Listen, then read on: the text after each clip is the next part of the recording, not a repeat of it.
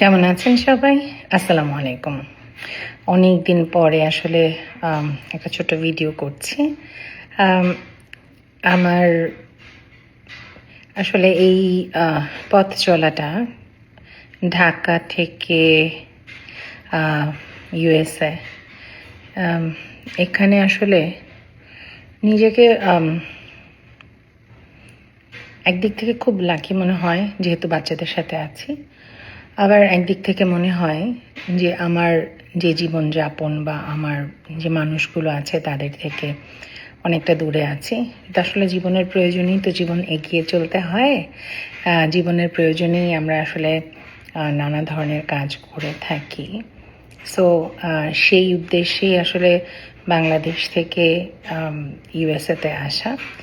আর এখন যেটা হচ্ছে যে প্রত্যেকেই যারা এখানের গ্রিন কার্ড হোল্ডার সেই মানুষগুলোর জন্য আমি বলবো আপনারা সবাই খুব কেয়ারফুল থাকবেন।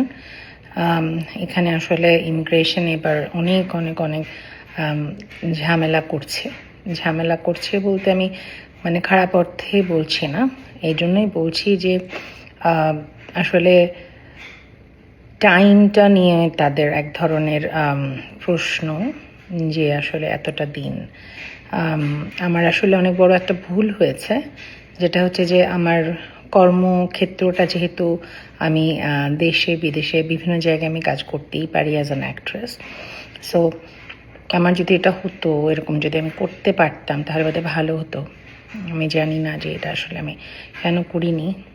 আমার আসলে আপনারা জানেন যে অনেকটা দিন পা ভেঙে পড়েছিলাম এবং পা ভেঙে পড়ে থাকার কারণে আমার আসলে এতটা মাথার ভেতরে কাজ করেনি। বাট পরবর্তী পর্যায়ে যখন ইউএসএতে এসে পৌঁছেছি তখন আসলে বুঝতে পেরেছি যে এই জায়গাটায় আসলে আমার একটা বড় ভুলই হয়েছে। আমি I should have done such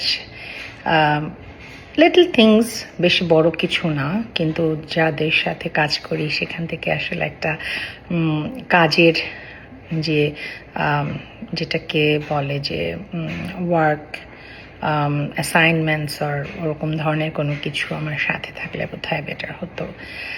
but আলহামদুলিল্লাহ আপনাদের সবার দোয়ায় জায়গাটা আমি পার করতে পেরেছি। আর যেহেতু আমার প্রায় 3-4 মাস আমার পা ভাঙা ছিল, সো আমার আসলে টাইমটা ওভারই হয়ে গেছে। 6 মাস ওভার হলে পরে আসলে অনেক ধরনের প্রবলেমে অনেকেই পড়ছেন আমি দেখছি। কিন্তু আমি আসলে রিকোয়েস্ট করব যাদের আসলে গ্রিন কার্ড আছে, গ্রিন কার্ড হোল্ডার, তারা চেষ্টা করবেন যেন আসলে টাইমের ভেতরে এখানে এন্ট্রিটা হয়। তাদের এক ধরনের কথা হলো যে আমরা যেহেতু তোমাকে এখানকার রেসিডেন্সি দিয়েছি, তাহলে আসলে তোমার বাইরে থাকবার কারণটা, যুক্তিটা, ওগুলো আসলে অনেক বেশি থাকতে হয়। এনিওয়েজ আপনাদের সবার দোয়ায় কোনো রকমে পার হয়ে তারপরে তো আসলে লম্বা একটা জার্নি গেল এবং এর ভেতরে তো নানা ধরনের কাজকর্ম টুকটাক করেছি। সো সেই কাজগুলো আমি আসবার আগ মুহূর্ত পর্যন্ত করেছি। সো সেগুলো এখন আপনারা হয়তো দেখছেন।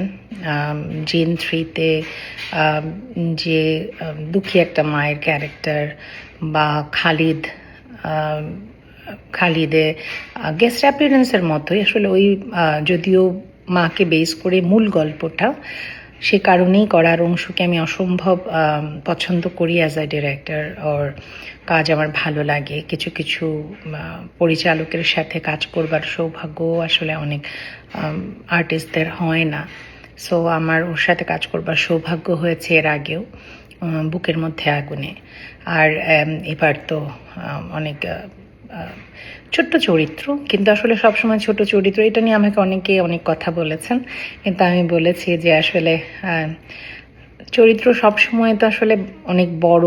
এখন আমরা যে পর্যায়ে আছি, এই পর্যায়ে আসলে অনেক বড় টাইপের ক্যারেক্টার্স বা একদম মেইন স্ট্রিম ক্যারেক্টার্সগুলো, যেটা হিরোইন বলে, ওই ধরনের ক্যারেক্টার্সগুলো আসলে আমাদের বাংলাদেশে আমি বলবো না যে হিরোইন তো আসলে একটা গ্ল্যামারাস একটা প্রসিডিওর বা একটা ওই নাম, কিন্তু আমি যেটা বলি যে মানে একটা ফিল্মের মাকে বেস করে বা ওরকম, যেটা আপনার জিন 3 দেখলে পরে হয়তো বা খানিকটা ওই জায়গাটা আছে, একটা মায়ের যুদ্ধ বাচ্চাটার জন্যে খুব সুন্দরভাবেই আছে। এবং রোমানকে অনেক অনেক ধন্যবাদ, সুন্দর একটা চরিত্রে আমাকে চিন্তা করবার জন্যে। আর অংশুকেও এই জন্য ধন্যবাদ দেই, কারণ ও একটা জিনিস খুব সুন্দর বলেছিল যখন স্ক্রিপ্টটা দেওয়া হয়, তখন বললো যে আমি জানি তানিয়া আপু এই চরিত্রটার ভেতরে তোমার মানে এটা তানিয়া আহমেদের চরিত্র হয়তো না, কিন্তু এটা আসলে যে ক্যারেক্টারটা সেটা যদি তুমি মনে করো যে তুমি প্লে করো, তাহলে এটার আসলে আলাদা একটা মাত্রা দেবে। এটা মানে তুমি আমাকে মানে ওইভাবে করে আমি বলেছিলাম যে আসলে এই চরিত্রটা তুই আমাকে বলছিস। এরকম কিছু কিছু মানুষ আছে যাদেরকে আসলে আমি অনেক স্নেহ করি এবং অনেক শ্রদ্ধা করি, যারা সিনিয়র আছেন। কিছু কিছু মানুষের কাজ অসম্ভব অসম্ভব ভালো লাগে, অংশ তাদের মধ্যে একজন। তো আমি যখন বললাম, তো বললো যে তানিপু তুমি যদি করো তাহলে এটা আসলে অনেক পজিটিভ জিনিস হবে এবং প্লাস হবে আমার এই ফিল্মটার জন্য বলেন বা টেলিফিল্মটার জন্য বলো, যেটাই আমাকে ওভাবে করে বলেছে। তো আমার কাছে তখন মনে হলো আসলেও তো আমরা সব সময় খুব বড় বড় চরিত্র যেগুলো আছে পুরো ফিল্ম জুড়ে বা পুরো নাটক জুড়ে, সেরকম চরিত্রগুলো করবার জন্যে আকুল হয়ে থাকি, বা আমার উপস্থিতি কতটুকু সেটা নিয়ে আসলে ব্যাকুল হয়ে থাকি।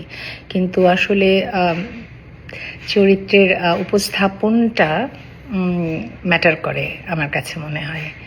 সো এইটার ভেতরে আপনারা যেভাবে আমাকে দেখবেন সেটা আসলে দেখবেন বা দেখছেন, সেই জায়গাটায় আমি আসলে কতটুকু ভালো করেছি সেটা আমার অনেকে বলেছে যে তোমাকে যেরকম লাগে সামনে তার চেয়ে তোমাকে একটু, তো আসলে যেটা হয়তো বয়স্ক লেগেছে বা সেটা তো গেট আপ করে ওরাও করেছে, এই কারণেই করেছে কারণ আমারকে খালিদের মা বা আমি সৎমাই হই, বাট মা একটা ব্যাপারটা থাকতে হবে, আবার একটু অ্যারোগেন্ট থাকতে হবে, আবার একটু মানে সব কিছু মিলিয়ে বিষয়টা ছিল, উপস্থিতি বা উপস্থাপনটা একটু ওরকমভাবে ছিল।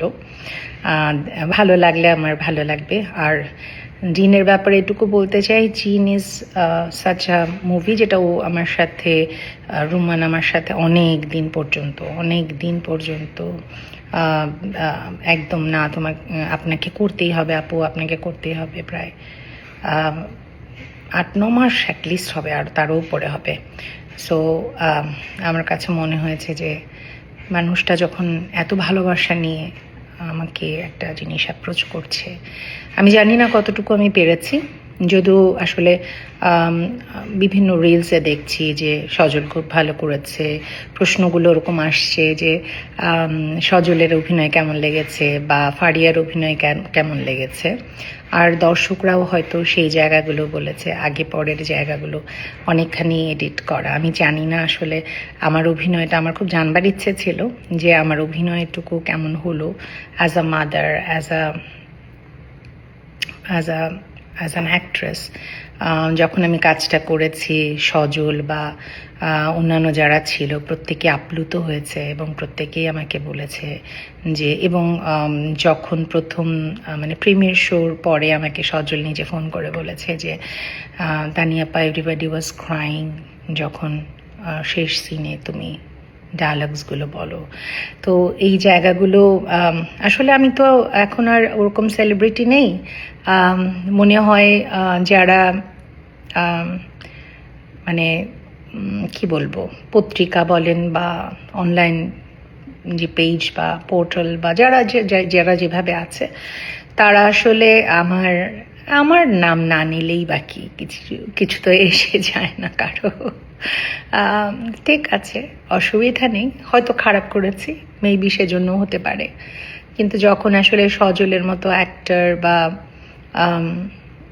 আজিজ ভাইয়ের মতো প্রডিউসার, রোমানের মতো একজন ডিরেক্টর যে অনেকগুলো কাজ করেছে এর আগে, তারা যখন আপ্লুত হয়ে যায় অভিনয় দেখে, বা আমার সাথে যে কো আর্টিস্ট যারা ছিল, ফারিয়া বা সবাই আপ্লুত হয়েছে, সেটাও আমার অনেক বড় পাওয়া।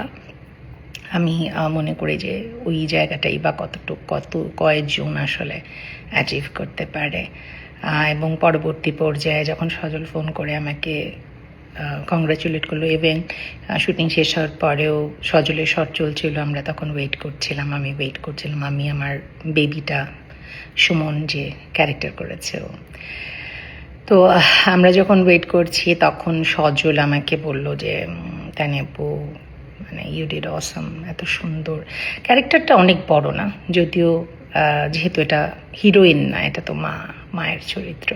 আর জিন 3 মানে মাকে নিয়েই জিন 3। সো সেই জায়গা থেকে আমি কতটুকু কী করেছি আপনারাই বলবেন। জিন দেখে এসে যারা দেখেছেন প্লিজ আমাকে জানাবেন, আমার একটু জানবার খুব ইচ্ছে। আর সবাই ভালো থাকবেন, আর আমার এই জার্নিটার কথা শেয়ার করবো আপনাদের সাথে ইনশাল্লাহ। আবারও আসবো, আবারও লাইভে আসবো। আর আমি এখন লম্বা একটা জার্নির ভেতরে যাচ্ছি, আগামীকালকে যাচ্ছি আমি নিউ ইয়র্কে, আমার কিছু কাজ আছে, শো আছে। সো দোয়া করবেন আমার জন্য। ভালো থাকবেন সবাই, অনেক অনেক ভালোবাসা, অনেক অনেক ভালোবাসা। Take care.